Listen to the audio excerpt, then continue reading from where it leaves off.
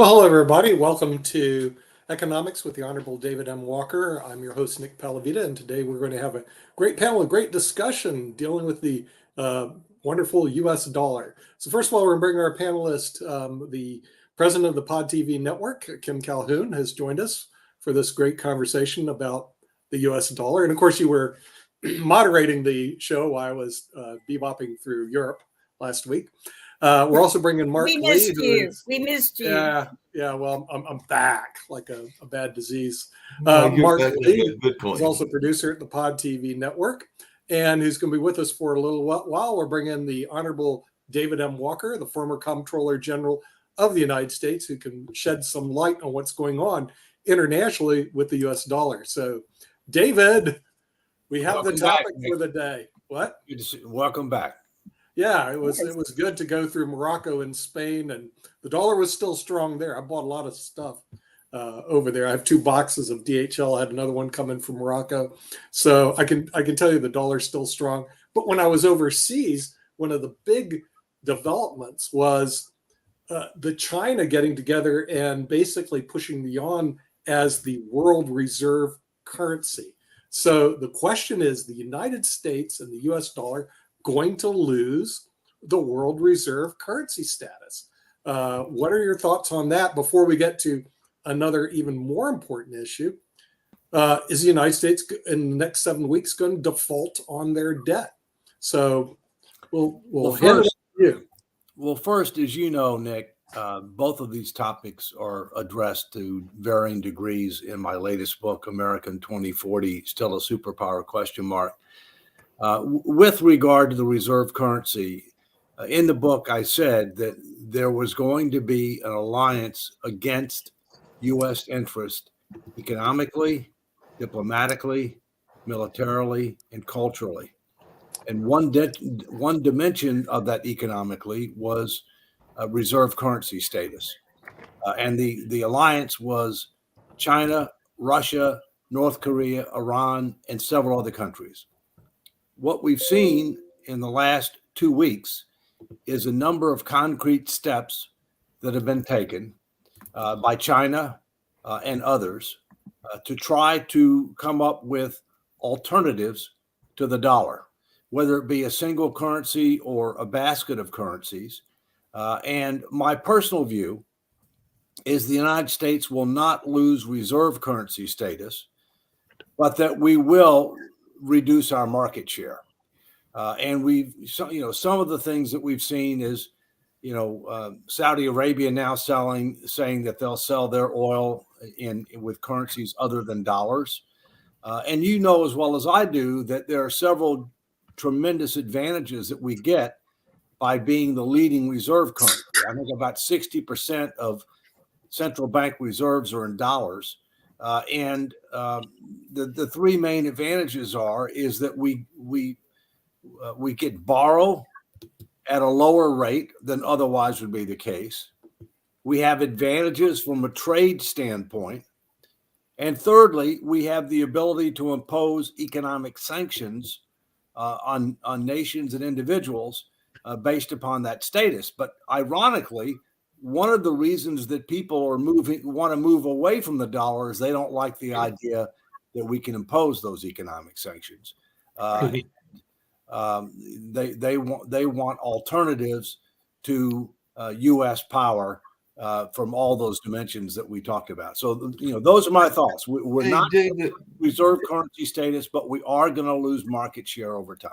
Hey, David, along those same lines, and we talked about it the last time we were on the show, and I've been doing some research on it and doing some interesting readings on it. And we talked about something that I know you mentioned before, which is BRICS. And a lot of those countries historically have not been the greatest friends of the United States. Even Brazil has had its issues with us, definitely Russia and, India. That's kind of on the fence in terms of what its relationship with the U.S. is. But quite a few of these definitely have not had the best relationships, including China and everything. But there are some other ones that have put in membership that have been on our friendship list in the past. So that actually surprised me when I saw that apparently there are countries like Argentina, Algeria, and even Egypt and Nigeria, and even our good friends to the south of us, Mexico, that are applying to be part of this BRICS alliance, including, like I said, Turkey, Saudi Arabia, and Indonesia. But, Nigeria is definitely an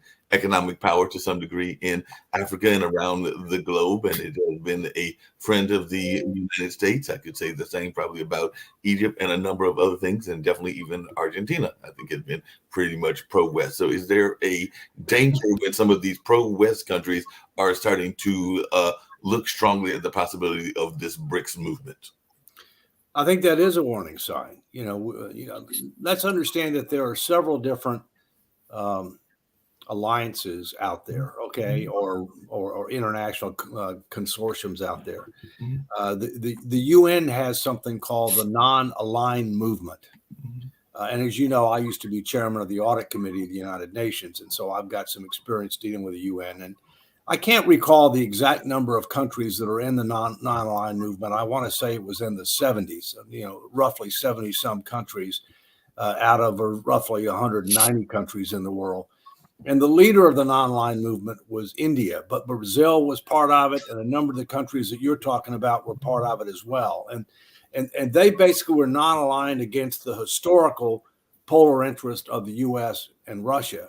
But now we've got the emergence of China.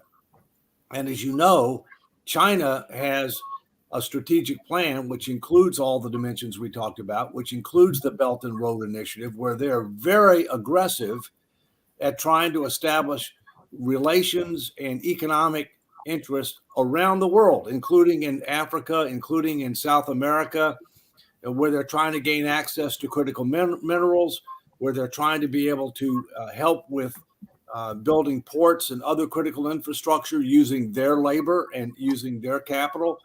So they're very aggressive. I think we have to be more concerned when you have countries that historically have been aligned to the United States to one degree or another start moving the other way. And the ultimate irony might be Argentina, because you know what they use for their currency? The dollar. What it is. Right. The dollar. The dollar. That's their currency. Although we also know that, Nick, I haven't been counting, but I think they've gone bankrupt at least twice.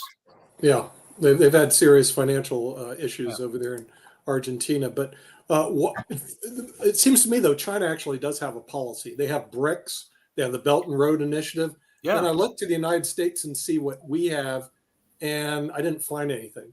So you didn't miss it, Nick. I was going to say, maybe you can shed some light. We've been a republic since 1789. Yeah. And we still don't have a comprehensive, integrated, future-focused, results-oriented, resource-constrained plan focused on those four dimensions. And we consider our plan the budget. The budget is a one-year document, and it's not outcome-based. Yeah. Yeah. And but also, if you look at the power of BRICS, you have Brazil. I mean, don't we have to start questioning whether these people are allies or not, or friends of ours? Okay, so Brazil heads it up. Then Russia. We know where Russia stands. Their objective is to destroy the West. They don't really care. Then you have India. We have a lot of people in India come on our shows, David, but we're going to have to start asking questions. Whose side are you on? Seriously, because India, I think, recently became the largest country, or will, in the world, with 1.6 billion people in terms of population. Then you have China. China, I'm glad to see India and China aren't in a war, but are they in a Cold War against the United States? That's a good question, okay? Because India, China, and then South Africa. What's South Africa doing in this equation? So we look at this. They were an ally at one point. When you look at this BRICS alliance, then you look at what does the U.S. have? And I couldn't find anything, David. I was going, I like to travel internationally, but I also like to go to countries that don't hate Americans. And we've got countries, we've got Europe. There's a whole list. I found it, and most of it is NATO. Because last week after we had this conversation, I'm like, who is on our side? And I mean, some of them are probably still questionable, but there was a really nice tall list. But it's still, we got to unite a little bit harder with some people who are going to be stronger and more powerful alliances with us if we're going to continue on the path of still being the superpower, I think. But Jim, along those same lines, and I know that Sasha's not here with us, and I kind of alluded to it in our last show and everything, meaning the new show earlier today.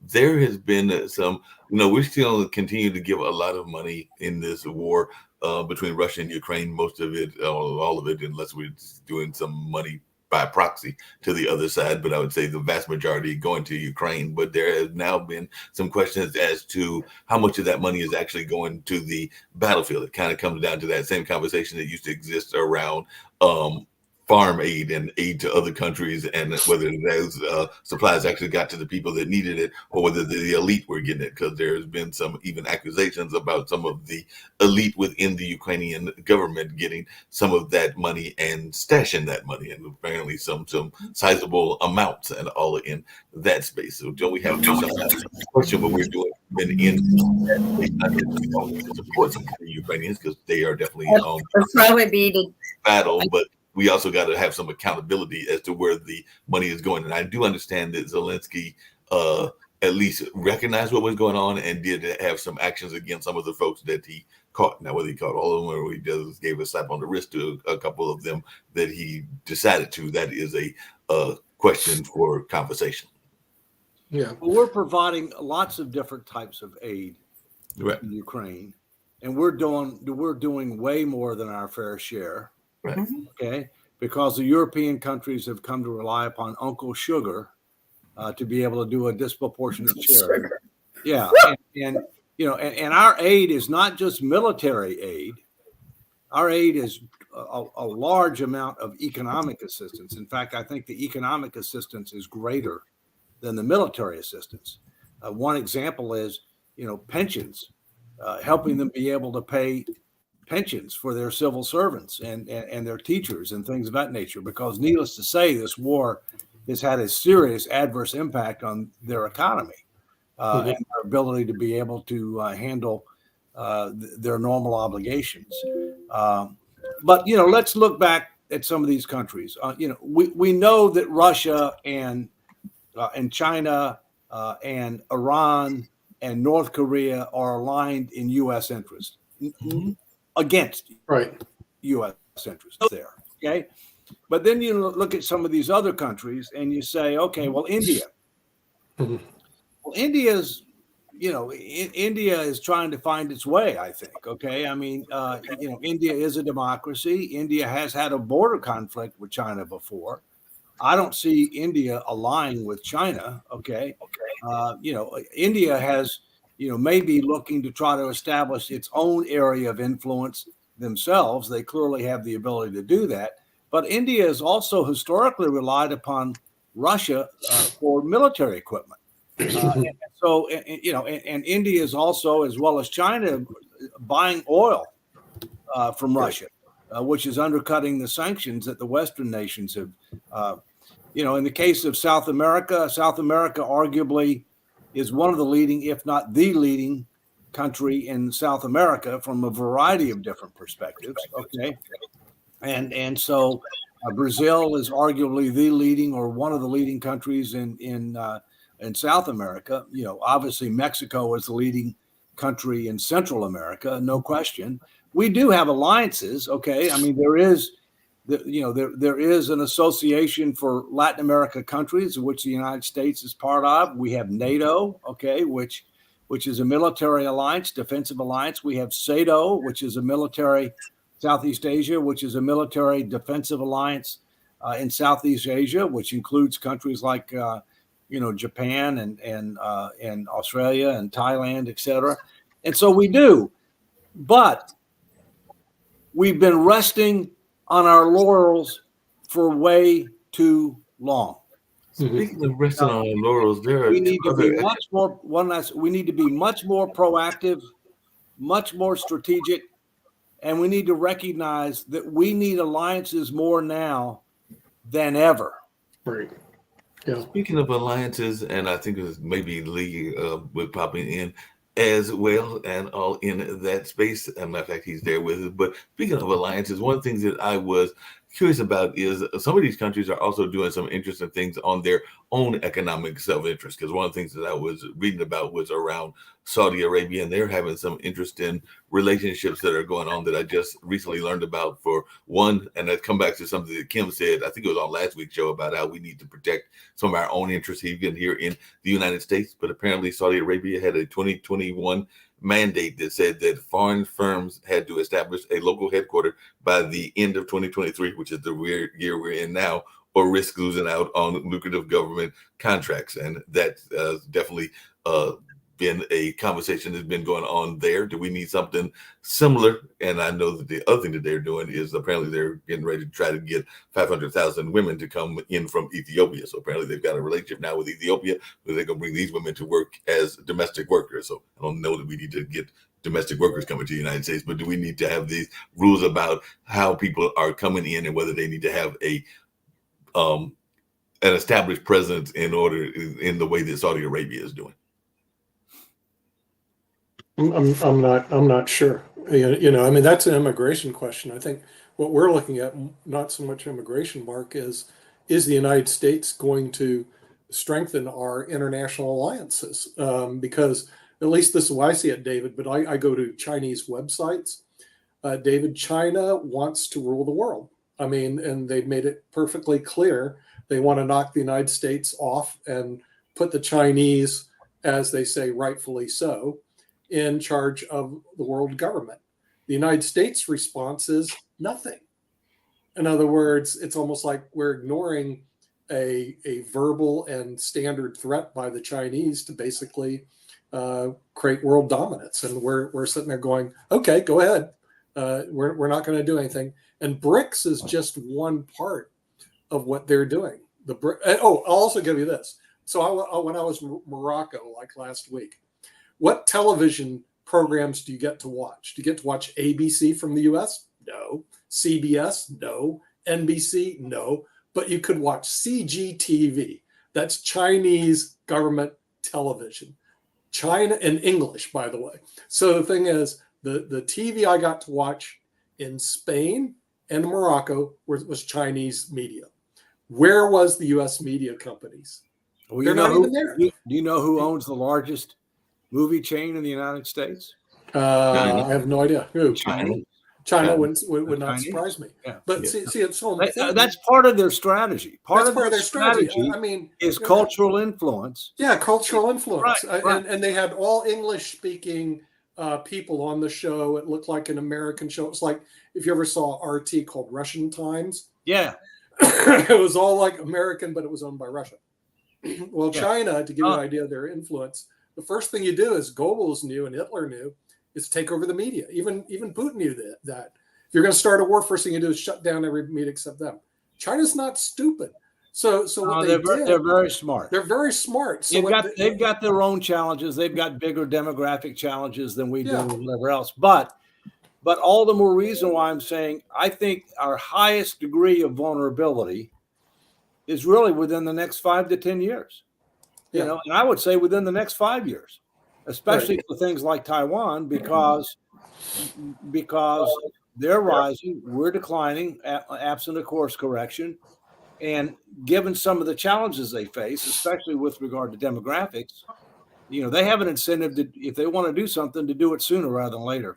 But now, David, that comes to the point I was making, and I know that Nick kind of dismissed it because part of it was around immigration and everything. But you used to work in the government, and particularly in the space of finances and all in that kind of lane in your work as the comptroller general and all in that kind of space. But is there any rules that are here in the United States that exist that say, which we see all over the country, including where Lee is in New York, that if a company wants to come to China and buy up this property, whether it's that movie theater that you're talking about, I can't think of the one that it is, but I did know that they were Chinese based and all of that, or whether they buy up half of California and half of Hollywood, that they have to give something back to the United States, much in the way that Saudi Arabia has created this rule that they have to do this or lose out on the government contracts in that part of the world. So do we have anything similar that stops this influx that is taking place. Well, no. I mean, what's happening now with regard to the property issue is the states are taking action because the states are sovereign entities, and they're taking actions to be able to prohibit certain entities that are deemed to be security or other risk, which would include companies that are owned by the PRC, to be able to purchase property.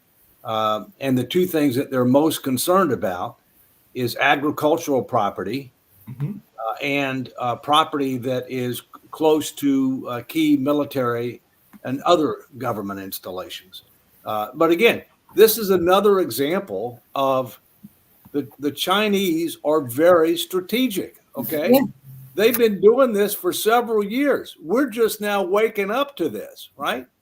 And so they're going to try to stop it, but that doesn't mean they can unwind what's already happened. All right. I mean, I haven't had any discussion about that, but at some point, Nick, we probably ought to pivot, if you want my input on it, to the debt ceiling.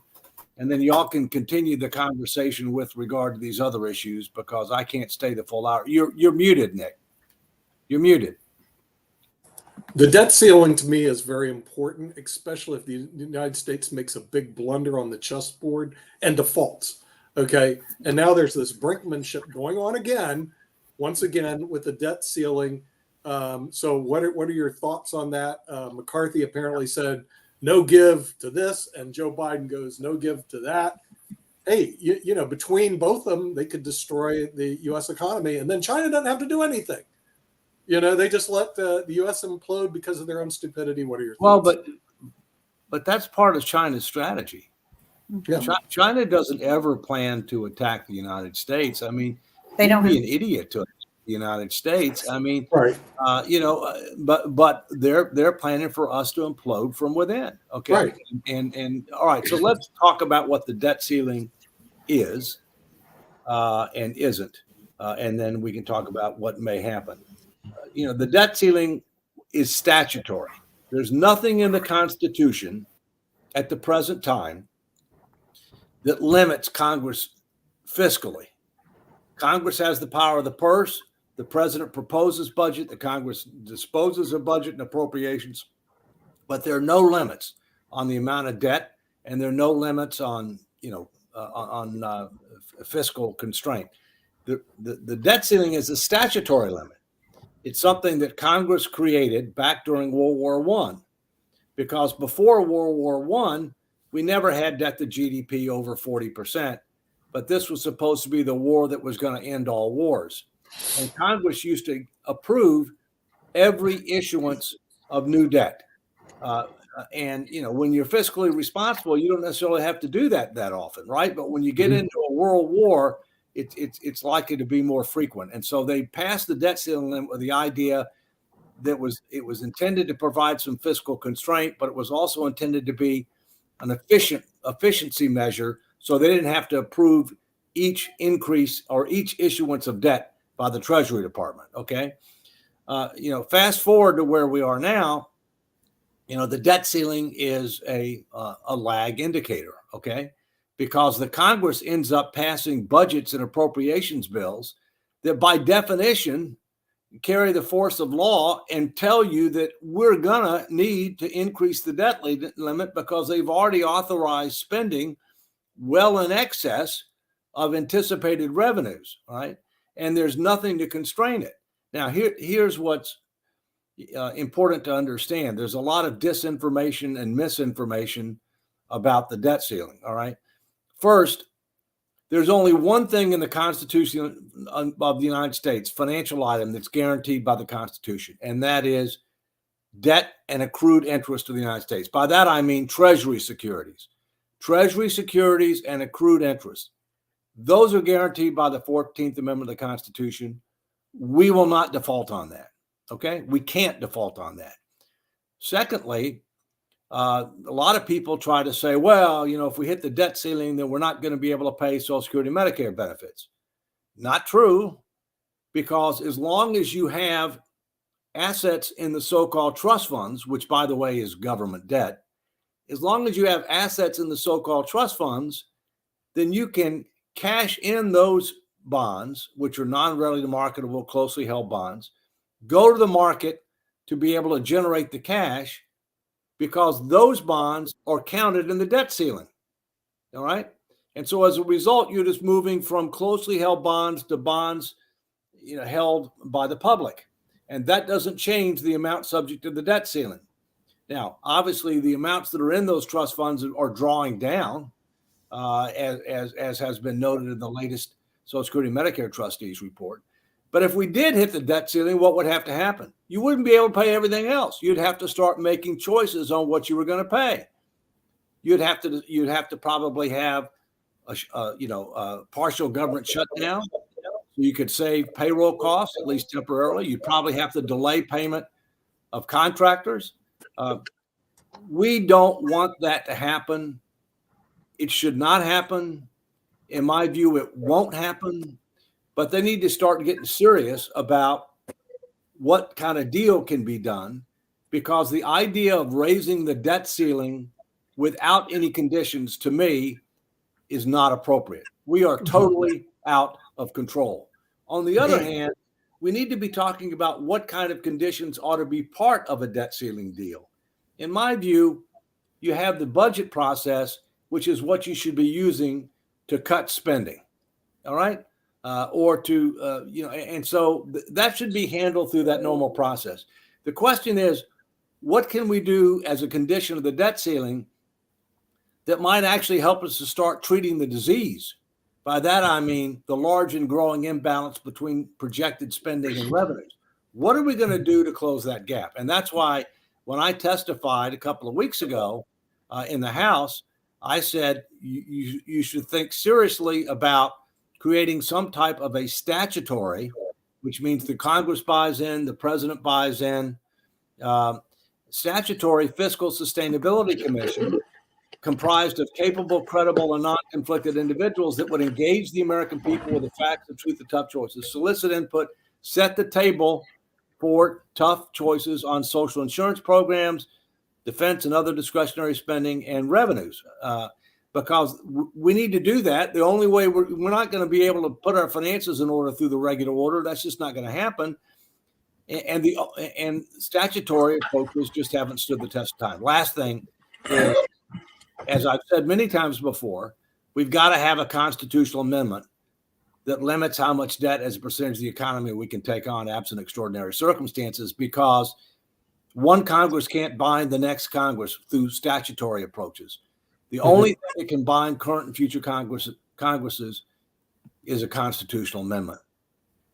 Hey, David, along those same lines, and I do not tend to be the economic or the economist among this group and everything, but I've been hearing a lot of conversation online and a lot of other places about this. We're coming up on tax season, and tomorrow is officially tax day, since the 15th fell on the weekend and all that. And I know some people got extensions, but apparently the United States has this whole notion. It's today. Tax day is today. Okay. Yeah. Today's the 17th. Be sure you file that timely extension, Mark. I got you covered. But the question in that space was, with taxes being filed and all of that being done, the U.S. also has to keep its money in line. And I've been hearing conversations over the last several days and several months about this $1 trillion, and I said trillions in plural, that is apparently out there just missing or miscounted or not being properly counted and all of that. They were talking about like some derivatives and some other things in that space. I'm going like, how do you lose $65 trillion in accounting, and how do we get around this unrecorded stuff that's on the balance sheet? Because when I'm going like, wait a minute, there's like $1 trillion lost, as a regular citizen, I'm going like, how does the government lose a 65 or however many trillions of dollars in that space? A lot of folks can't even fathom that amount. So please try to explain that to the common folks like myself. Well, I'm not sure about what 60. Okay, maybe I think I know what you're talking about. We have a budget which is cash based, right? And we have annual financial statements which are accrual based. Mm-hmm. But we need additional improvements to the annual financial statement. For example, the amount that we owe to Social Security, Medicare, and other government trust funds the so-called, the closely held bonds that are guaranteed by the full faith and credit of the United States government, both as to principal and interest, and the 14th Amendment, they're not counted as a liability by the government, because what they want to say is, well, we really owe it to ourselves. No, you don't. You owe it to the beneficiaries of the Right. Social Security and Medicare system. You took their money, you spent their money on other things, you replaced it with a bond that's guaranteed, it's got legal constitutional substance. You should recognize that as a liability, because you should treat these trust funds as separate and distinct legal entities, not as a separate account, a sub-account under the general ledger. All right. Another example is the biggest numbers relating to the U.S. government are the differences between what we've promised for Social Security and Medicare and the amount of expected revenues we have to deliver on those promises, and the bonds that we have that are guaranteed. That's the $75+ trillion number. Yeah, that would definitely be that. And financial statements. Yeah. But they're in the footnotes. They're in the footnotes. So That's what this article was talking about. Well, the article. Let me clarify. There is a separate statement of social insurance. I apologize. We got that done when I was Comptroller General. We got that done. We also got laid the foundation for a long-range fiscal projection when I was Comptroller General. But it's not on the balance sheet. And so what I've argued is two big things. One, the bonds ought to be on the balance sheet as a liability, and we should have a double bottom line for the balance sheet. The first bottom line should be the numbers with the current numbers with the intergovernmental bonds. The second one, which should consider the unfunded obligations of Social Security and Medicare. So we should have a double bottom line. So we're providing much more visibility, much more transparency with regard to our true situation. And I continue to advocate for that. No, definitely you're doing a great job of advocating. I loved the testimony and everything. But just to go in what you're saying, part of it is the stuff that's in the United States, but apparently it's also some of our relationship, to come back to our first part of the conversation, with the foreign governments. Because when I was reading this article in Bloomberg, and I'll say where the article came from and everything, it was given, and you'll love this, Nick, they gave the example of a pension fund, because they said, consider a Dutch pension fund buying assets in the U.S. as part of the transaction. It will often use a foreign currency swap to exchange euros for dollars. Then when it's closed out, the fund will repay dollars and receive euros. But for the length of the trade, the payment obligation is recorded as off balance sheets, which the BIS is calling a blind spot in the financial system. So I think you can play games. That's not government finances, okay? That's private sector finances. But go ahead. Yeah. Well, also, David, you can play games all you want in the area of pensions. Like France, when I was overseas, they went on strike because they moved the normal retirement age in their pensions, which is basically our Social Security, from the age of 60 to 64, which is still 2 years less than our normal retirement age, which is 66 and 2/3, continually moving up. Okay, what created was strikes. I didn't know if I was going to get home because I was going through Paris, and they closed down Charles de Gaulle, strikes, garbage on the streets. People just went crazy. But we have a real problem here because the pension, our Social Security, is not in good shape. And what are we going to do? Wait until it goes bust and then do the fix next decade? Here's the deal on that. I don't get it. Here's the deal on that. There are plenty of demagogues and laggards in politics that want to say, don't touch Social Security, don't touch Medicare, or so-and-so wants to touch Social Security and Medicare, and they try to demagogue, all right? Right. But here's the truth. You have to. The truth is, you have to. Thank you, sir. The other truth is, if you do nothing, you are de facto arguing for cutting 20% plus of Social Security benefits across the board, increasing. So that's what they don't want to talk about, all right? And the last time that we reformed Social Security was 1983. Now, why did we do it in 1983? The reason being is the so-called trust funds were going to go to zero within weeks. Right. If the trust funds go to zero, by current law, you can only pay benefits out of trust fund assets. There's nothing Therefore, to pay. to the extent that you've got a gap, which is that 20% plus number that I mentioned before, you got a gap, you have to immediately cut benefits across the board. Now, that's obviously inequitable, and it's obviously not politically feasible because the people who vote with the greatest propensity are seniors. Mm-hmm. But in that case, they didn't do anything until they got within weeks of the benefits. Now, this is an example of something that a fiscal sustainability commission could deal with. All right.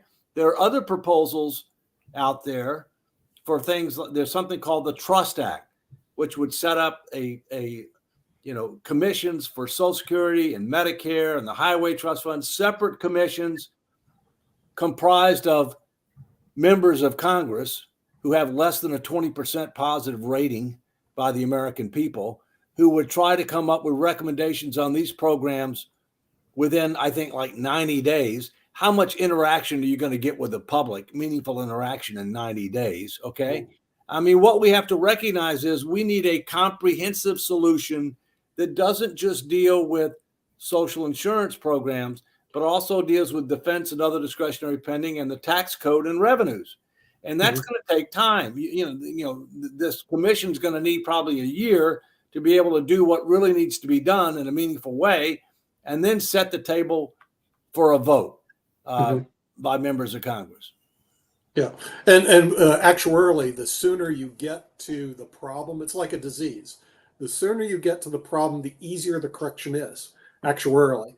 When we wait, which is what it looks like they're going to do, then when you try to correct it actuarially, it is a huge problem. The disease is basically taken over, and the corrections are very poor. So the sooner you address it, the better. Unfortunately, the politicians have to tell America the truth. None of them will. That we either have to raise taxes to cover the Social Security, cut the benefits of Social Security, or frankly do both. Yeah. Okay, none of that's good news. None of it's going to get you elected. They're but ultimately, it is the truth. Yeah, they're ultimately going to do some of both. Okay, they're going to do some of both. They have to. At the same point in time, people who are retired or who are very close to retirement are not likely to be affected very much. That's correct. Right. The younger you are, the more you're going to be affected. Off you are financially, the more you're going to be affected. But here's the frustration. The frustration is seniors think they're going to get taken advantage of. There are other words I could use, but I won't use them. Young people don't think they're going to get anything. They're both wrong. So therefore, if we end up reforming the program sooner rather than later, phasing in the changes over time, right, we can exceed the expectation of every generation of America. But this comes back to the biggest deficit this country has, even though the budget deficit's big. That's not the biggest one. The biggest one, the leadership deficit. Yeah, they don't have leadership at all, because if they would, somebody would sit there and say, "I'm going to tell you the bloody truth about Social Security." That's why you need capable, credible, respected, and non-conflicted individuals to comprise these commissions. Right. Because they're not running for re-election. Right. They don't have a 20% approval rating. Okay. Yeah. They don't, and you don't want people from interest groups either. Yeah. That have a vested interest in the defense establishment or Social Security or Medicare. You don't want that either. And also, there was a recent article I pulled from Imprints, which was a pretty good rag, dealing with America's broken healthcare systems. And one thing they said is that in the United States, we overspend relative to other countries $2.3 trillion a year in health benefits. Okay. I think Social Security is easier to solve as soon as somebody's. It's much easier. Healthcare much easier to solve. 2.5 times greater. 2.5 times greater. Right. You have plenty of time. Just for Medicare. Right. Medicare is a different story. But if you look at this article, and he ran the math, it was a doctor, professor, He ran the math and said America overspends on healthcare, 2.3 trillion a year. Okay. Somewhere along the lines, we need to get a grasp on our healthcare system as well. Well, we ought to have a separate show on that, because at least one show on that. I'm gonna need to get. I know going. you got to get ready to go, Dave. Right. But quick question for you, and I know you get ready to bounce. But how much do the congressmen get in terms of healthcare? Don't they get some sort of discount in their healthcare? No, the Congress is their employer. They get health care just like any employee gets. So they get discount. They also get retiree health care. They get retiree health care if they work a certain amount of time. I mean, no, that's what I thought. And the other thing I was going to ask is they probably also get a pay raise on a regular basis. And I'm wondering, when are we going to see a freeze on that pay raise, kind of coming to Nick's point around leadership? Because every time I turn around. Keep in mind the 27th Amendment, which is the latest amendment, which took over 200 years to ratify, okay, which says that one Congress can't raise their own pay. If they want to raise the pay, it can't be effective until the next Congress, so that they can be held accountable through an election cycle. There is discussion. There are proposals to raise congressional pay because they don't like inflation, although they caused it. All right. So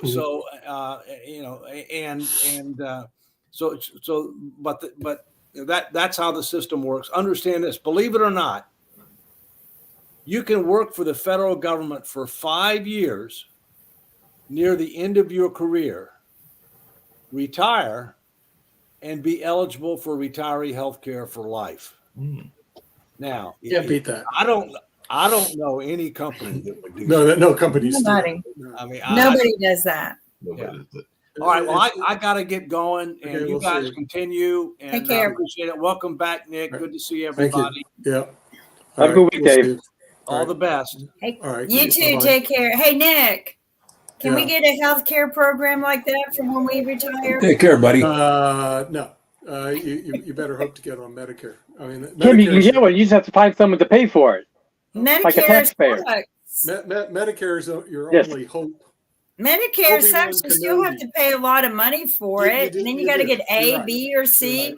Then you have to hire a consultant to tell you whether you need it's better than Nick and Kim, hold on a second. Y'all are both missing the point here. I've just figured it out. Lee will enjoy this and everything. I have figured it out. So officially, this is what's going to happen. I want y'all to listen to me very carefully. And I think Lee will like my prediction. But in the year, I can't give him the next one because that's too soon and everything. But in the year 2028, Lee Newton Rhodes will become president of the United States. That will be what is going to happen. Lee Newton Rhodes. I'll buy into that. The United States, and he is going to make Pod TV the official television station of the United States, in which we will have free health care and all of that space. That's on my list, Mark. And get rid of all the other press. We'll have federal health care, and he can appoint David to run the budget. So we should get Pod TV in airports too. Get rid of CNN and get Pod TV in the airports. There you go. It doesn't make any difference until you get the cost under control. See, it doesn't matter if you use a Medicare system, a federal system, like this article pointed out quite correctly, I think. The United States, we overspend $2.3 trillion a year on our healthcare system. So, but more than any other country. You're not looking at the overall cost. Healthcare premiums cost about $7,000 a year. Then you have to pay a deductible, which runs around $7,000, and then you have to an out of pocket, which runs say $12,000, and then on top of that, then you can pay your you've got the medical expense. Right. So you forgot to include the reason why it costs so much is the impact of our insurance companies. Yeah, but the insurance companies have no incentive to keep the cost down, because what they do is they charge the fee to everybody plus a 25% markup, and there's no incentive to keep it down. So whatever they have to pay out. So the doctors are not getting paid. The doctors aren't getting paid. In fact, we have such a shortage on medical doctors right now because the system is all screwed up that in 10 years, it's not going to matter. We'll be going to China to get our health care. Well, you can go Well, because overseas. they don't have a It'll be student AI debt covered, like right? our doctors do. So, Yeah, well, there you you go overseas to get your health care because it's more efficient right. than that. But also, I did find something else interesting: buying drugs overseas. In Spain, you think you can get Mucinex and you can get date. No, you can't get any drugs in Spain. They tighten them all down. You have to go see a doctor to get to get a cough medicine. Seriously, in Morocco, they give it away. So Yeah. if you get sick, you need to go to Morocco. If otherwise, in Spain, you got to go see a doctor. You're When not I even getting cough when I medicine. was in France, I got really sick, and my friends took me. But some of the pharmacists are physicians, Yeah. and you can share with them your problem, and they'll analyze you and then give you the medication. I mean, Oh, they really? Okay, they could do that. Okay. simple stuff over the counter. But when you need something a little more, but one of the things I've found very wonderful is their medical care is almost free. Like Yeah. Right. it's, Right. Almost free in Well, a lot of countries. and their costs are so much less than ours. And see that's a big issue. and they That saw me that day. I didn't have to wait. yeah, And then- that the U.S. needs to Get their crap grasp. together. Yeah, they need to get their act together because But speaking of getting their crap together, Nick, and this goes for you, Nick Kim, said as well. act. I know I get to the back. Oh, Jim. But this is a question for everybody because it was actually on one of those social media apps that I was on, and they were talking about this. But I've not been overseas in a minute. One of the observations that was made, and these were folks from the UK, was that they felt that the relationship of like the consumer to the workers and everything, or to those the shoppers, was a lot better over there than it is here. So, what was your reaction there? Because they were talking about how you see all these arguments going on in stores in the United States between the consumer and the store, but you didn't see as much of that overseas. They were actually talking to an incident that happened somewhere recently where somebody complained about Tarjay, and then there was a whole funkin' write up in Instagram and other places about that person saying that was their version of getting reparations and all in that space. But my question is, are there more nicer relationships between the consumer and the store owners in the parts of the world that you traveled to, or did you see the same kind of mess that we get here in the United States? Well, you don't see the mess. It's a lot less messier overseas because, like they say, the people that are like in Spain, they don't live to work; they work to live. Okay, so the thing is, and they said that they want to have a nice life basically over there, and they're not interested in all the garbage that we have here. Which, like I said, the United States is dangerous.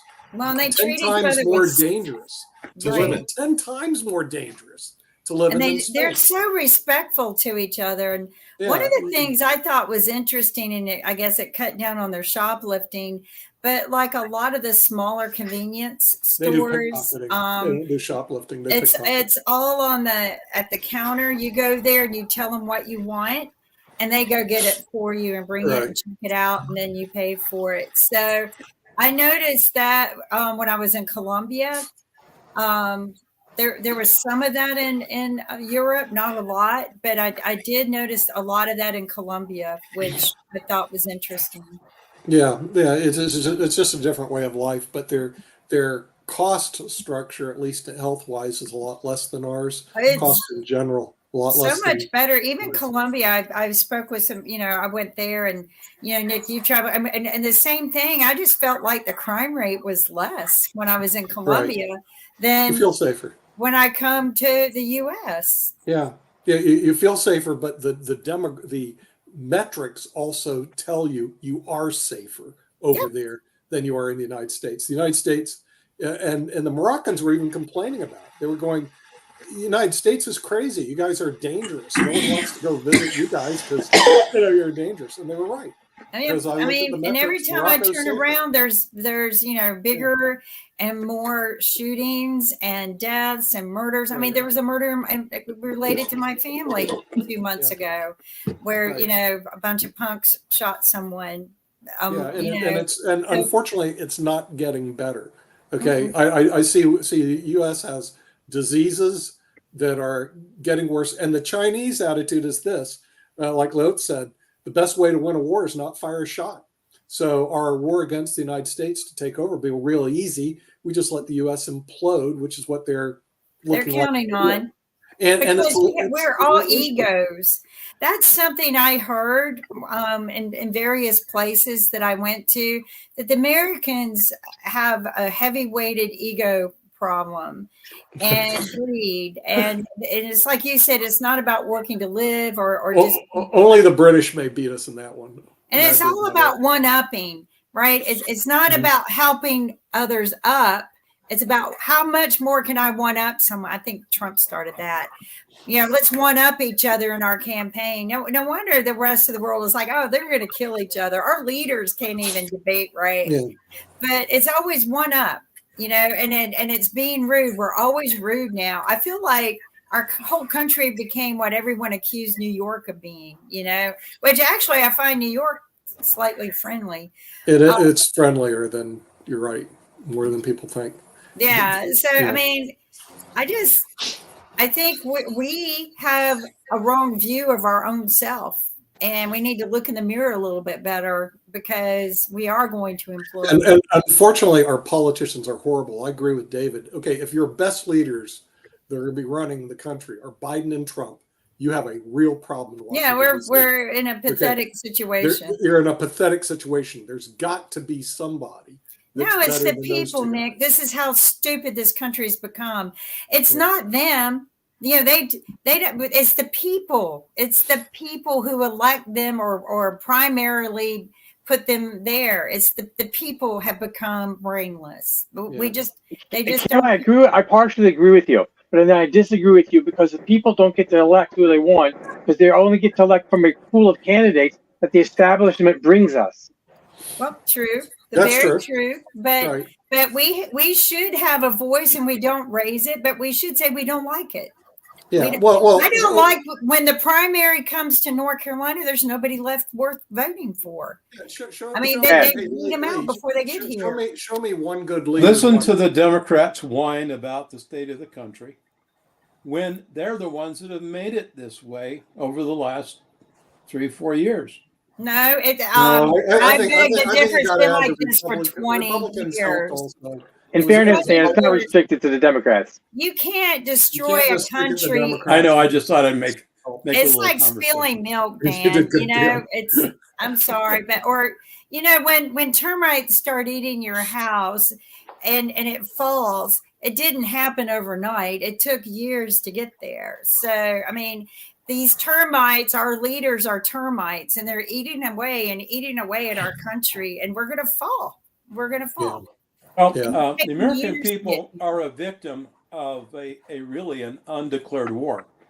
That's true. And the undeclared war is between the globalists and those who want to preserve traditional liberty and freedom in the United States. Well, it's actually between the left and the right, if you ask me. But see, there are people on the right, supposedly, that are globalists, and there are people on the left that are not. Well, and the problem is the globalism is the thing that's creating the problems in the United States. The fact that we cannot be a strong nation, united, because we're being pulled apart by the special interest groups, the elites, the corporate elites, and others who have the vested interest in destroying our freedom and enslaving us as a people based on their philosophical choices. People like Bill Gates, they want to recreate this nation into a bunch of serfs, so that the middle class is destroyed, and the American people have no choice to do but whatever the government decides they should do. And that is not what America is about. But Dan, when did that change? We've been training people in the school system. Oh no, Mark, it's been that way for you black folks for a long time. And not just black folks, it's been that way in the system. The system is created that you are trained to go to work for a corporation, and that is what has been encouraged, I would argue, for decades, if not centuries, in the U.S. Oh yeah, sure. Yeah, then you end up going to the company store, right? There's a song by about that, and that's basically we're seeing the erosion of fundamental freedoms and rights in the United States. We're seeing the destruction of the middle class. See, the things that makes America great is, number one, it's faith, the faith of the people. Number two, the liberty and freedoms that we enjoy. And number three, the willingness of people to take risks and create small businesses and generate jobs and support our economy, because the American system was created to generate wealth and prosperity because of freedom.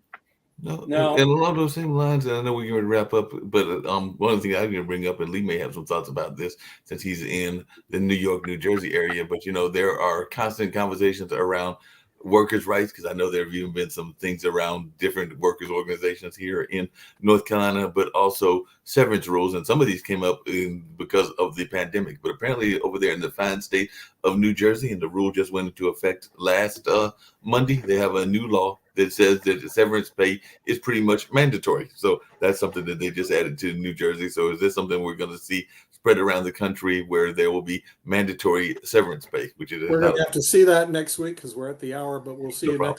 next time on the media show, which is coming up right afterwards on the network. Till then, good day.